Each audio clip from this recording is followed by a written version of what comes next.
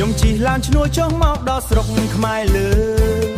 ឃើញមេឃស្រឡះនឹងវាស្រែធំល្វឹងល្វើយស្រីស្រីដើរតាមភ្លឺស្រែក្នុងដៃកាន់កណ្ដៀវមុខរបស់នាងញញឹមដាក់កម្ដៅព្រះអាទិត្យខ្ញុំស្រឡាញ់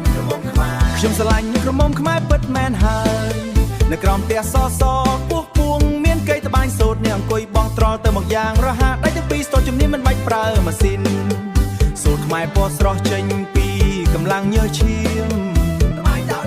ខ្ញុំស្រឡាញ់ក្រមុំខ្មែរពិតមែនហើយពេលថ្ងៃត្រង់ឈប់សម្រាប់ក្រោមដើមអំពិលនាងដួសទឹកត្រជាក់ក្នុងផ្ដិលមកឲ្យខ្ញុំនិយាយស្ដីផ្អែមល្ហែមតាមបែបអ្នកស្រែ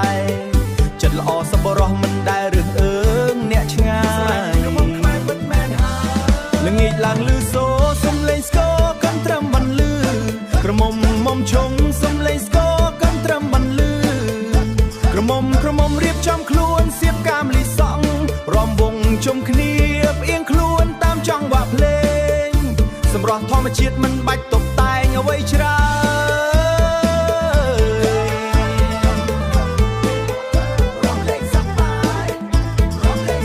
ខ្ញុំស្រឡាញ់ក្រមុំខ្មែរពិតមែនចាយតែខ្ញុំឃើញនាងខំរែកពុនជួយម៉ែឪដំឡៃស្ដីខ្មែរស្ថិតលើការងារនិងចំណេះ